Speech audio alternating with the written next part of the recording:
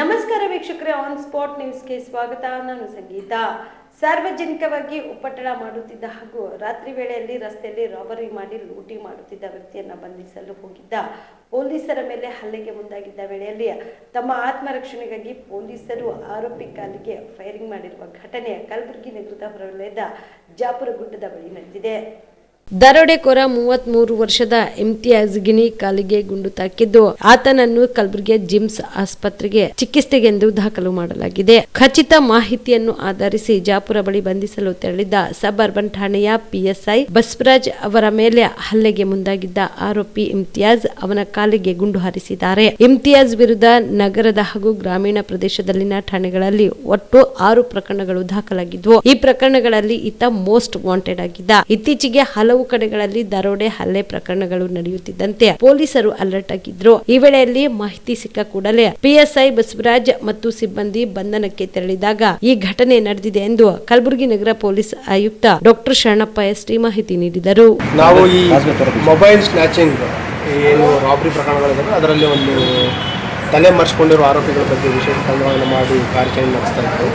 ಅದರ ಹಿನ್ನೆಲೆಯಲ್ಲಿ ಏನು ಕಳೆದ ವರ್ಷ ಜುಲೈಯಲ್ಲಿ ಒಂದು ಮೊಬೈಲ್ ಸ್ನ್ಯಾಚಿಂಗ್ ಆಗಿತ್ತು ಮತ್ತು ಮೊಬೈಲ್ ಮತ್ತು ಕ್ಯಾಶ್ ರಾಬರಿ ಆಗಿತ್ತು ಸಬ್ ಅರ್ಬನ್ ಸ್ಟೇಷನ್ ಲಿಮಿಟ್ಸಲ್ಲಿ. ಅದರಲ್ಲಿ ತಲೆ ಮರೆಸಿಕೊಂಡ ಆರೋಪಿಗಳ ಬಗ್ಗೆ ಖಚಿತ ಮಾಹಿತಿ ಬರುತ್ತೆ. ಅದರಲ್ಲಿ ಇವತ್ತು ಬೆಳಗಿನ ಜಾವ 3 ಜನ ಆರೋಪಿಗಳಿಗೆ ಬಂಧಿಸುವಲ್ಲಿ ಯಶಸ್ವಿಯಾಗಿದ್ದಾರೆ ಮತ್ತು ಇದಕ್ಕೆ ಯಾರು ಒಂದು ತಂಡ ಕಟ್ಕೊಂಡು ರಾಬರಿ ಮಾಡಿಸ್ತಾ ಇತ್ತು ಅದರಲ್ಲಿ ಅವನನ್ನ ಬಗ್ಗೆ ಮಾಹಿತಿ ಕಲೆ ಹಾಕಲಿಕ್ಕೆ ತಂಡ ಶ್ರಮಿಸ್ತಾ ಇದ್ದಾರೆ. ಒಬ್ಬ ತಲೆ ಮರೆಸಿಕೊಂಡ ಆರೋಪಿಯನ್ನು ಅರೆಸ್ಟ್ ಮಾಡಬೇಕಾದ್ರೆ ಅವರು ನಮ್ಮ ಸಿಬ್ಬಂದಿ ಮೇಲೆ ಹಲ್ಲೆ ಮಾಡ್ತಾರೆ.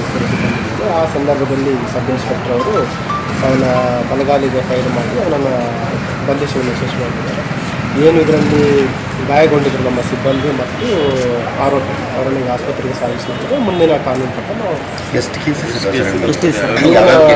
ಇವನ ಏನು ಆರೋಪಿ ಇದ್ದಾನೆ ಇವನ ಮೇಲೆ ಒಟ್ಟು 307 ವೆಹಿಕಲ್ ಮತ್ತು ಗ್ಯಾಂಬ್ಲಿಂಗ್ ಅದಲ್ಲದೆ ರಾಬರಿ ಕೇಸಸ್ ಒಟ್ಟು 9 ಪ್ರಕರಣಗಳಿದ್ದಾವೆ. ಅದಲ್ಲದೆ ಇದು ಕೂಡ ಪ್ರಕರಣ ಆಗುತ್ತೆ. ಏನು ಕರ್ತವ್ಯ ಕಡ್ಡಿಪಡಿಸಿದ್ದು ಮತ್ತು ಹಲ್ಲೆ ಮಾಡಿದ್ದು ಇದನ್ನು ಒಂದು ಸೇರಿ ಒಟ್ಟು 10 ಪ್ರಕರಣಗಳು. ಮೆಜಾರಿಟಿ ಇಲ್ಲಿದೆ ಮತ್ತು ಹೈದರಾಬಾದಲ್ಲಿಯೂ ಕೂಡ ನಿಮ್ಮ ಮೇಲೆ ಒಂದು ಪ್ರಕರಣ ಇರುತ್ತೆ. ಎಲ್ಲ ರಾಬರಿ ಮತ್ತು 307 ಥರ್ಡ್ ಕೇಸ್ ಇದೆ. ಅದಲ್ಲದೆ ಈ ಪ್ರಿವೆಂಟಿವ್ ಸೆಕ್ಷನ್ಗಳಲ್ಲಿ ಕೂಡ ಕೇಸ್ ಮಾಡಲಿಕ್ಕೆ ಮುಖ್ಯವಾಗಿ ಏನಂತಂದರೆ ಇವರು ಒಂದು ತಂಡ ಕಳಿಸ್ಕೊಂಡು ಈ ನಮ್ಮ ಯೂನಿವರ್ಸಿಟಿ ಪೊಲೀಸ್ ಸ್ಟೇಷನ್ ಲಿಮಿಟ್ಸಲ್ಲಿ ಮತ್ತು ಗ್ರಾಮೀಣ ಪ್ರದೇಶದಲ್ಲಿ ಅದರಲ್ಲಿ ಕೆಲವು ಆರೋಪಿಗಳೇನಂತಂದರೆ ಈ ಏನು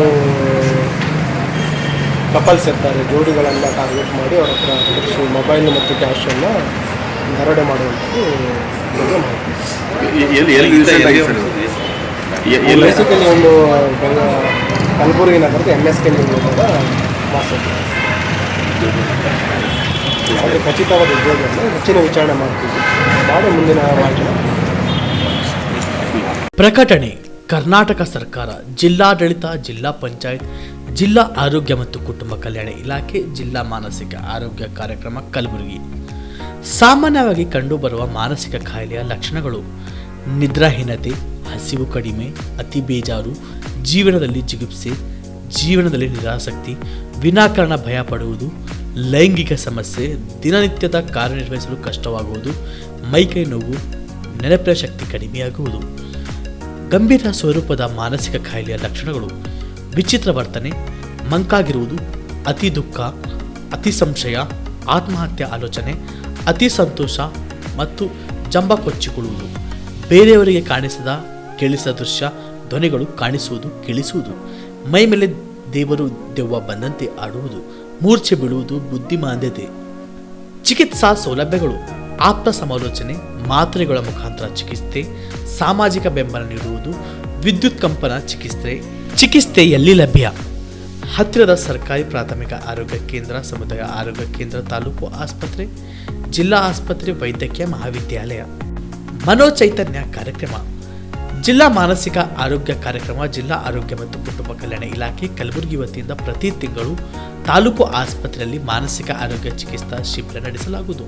ಪ್ರತಿ ತಿಂಗಳು ಮೊದಲನೇ ಮಂಗಳವಾರ ತಾಲೂಕು ಆಸ್ಪತ್ರೆ ಆನಂದ್ ಪ್ರತಿ ತಿಂಗಳು 2ನೇ ಮಂಗಳವಾರ ತಾಲೂಕು ಆಸ್ಪತ್ರೆ ಚಿಂಚೋಳಿ, ಪ್ರತಿ ತಿಂಗಳು 3ನೇ ಮಂಗಳವಾರ ತಾಲೂಕು ಆಸ್ಪತ್ರೆ ಚಿತ್ತಾಪುರ, ಪ್ರತಿ ತಿಂಗಳು 4ನೇ ಮಂಗಳವಾರ ತಾಲೂಕು ಆಸ್ಪತ್ರೆ ಸೇಡಂ, ಪ್ರತಿ ತಿಂಗಳು 2ನೇ ಶುಕ್ರವಾರ ತಾಲೂಕು ಆಸ್ಪತ್ರೆ ಅಫಜಲ್ಪುರ, ಪ್ರತಿ ತಿಂಗಳು 3ನೇ ಶುಕ್ರವಾರ ತಾಲೂಕು ಆಸ್ಪತ್ರೆ ಜವರ್ಗಿ, ಪ್ರತಿ ತಿಂಗಳು ಹುಡುಬೆಯದ್ದು ದೇವಲಗಾಡ್ಗಾಪುರಿನ ಸಂಗಮ ದೇವಸ್ಥಾನದ ಚಿಕಿತ್ಸೆ ನೀಡಲಾಗುವುದು. ರಾಜ್ಯಾದ್ಯಂತ ದೂರವಾಣಿ ಟೆಲಿ ಮಾನಸಿಕ ಆರೋಗ್ಯಕ್ಕೆ ನೆರವು ಮತ್ತು ಸಂಕೀರ್ಣ ನೆಟ್ವರ್ಕ್ ಟೆಲಿ ಮಾನಸ. ಟೋಲ್ ಫ್ರೀ ದೂರವಾಣಿ ಸಂಖ್ಯೆ 1441618089144416. ಯಾರು ಕರೆ ಮಾಡಬಹುದು? ವ್ಯಥೆಗೆ ಒಳಪಟ್ಟವರು, ಪರೀಕ್ಷಾ ಒತ್ತಡಕ್ಕೊಳಗಾದವರು, ಕೌಟುಂಬಿಕ ಕಲಹದಿಂದ ನರಳುತ್ತಿರುವವರು, ಮದ್ಯ ಮತ್ತು ಮಾದಕ ವಸ್ತು ವ್ಯಸನದ ಸಮಸ್ಯೆಯಲ್ಲಿ ಸಿಲುಕಿರುವವರು, ಜ್ಞಾಪಕ ಶಕ್ತಿ ತೊಂದರೆಯುಳ್ಳವರು, ಆರ್ಥಿಕ ಒತ್ತಡದಲ್ಲಿರುವವರು, ಇತರೆ ಯಾವುದೇ ಮಾನಸಿಕ ಆರೋಗ್ಯದ ಸಮಸ್ಯೆಯಿಂದ ಬಳಲುತ್ತಿರುವವರು. ಪ್ರಕಟಣೆ: ಜಿಲ್ಲಾ ಮಾನಸಿಕ ಆರೋಗ್ಯ ಕಾರ್ಯಕ್ರಮ, ಜಿಲ್ಲಾ ಆರೋಗ್ಯ ಮತ್ತು ಕುಟುಂಬ ಕಲ್ಯಾಣ ಇಲಾಖೆ, ಕಲಬುರಗಿ.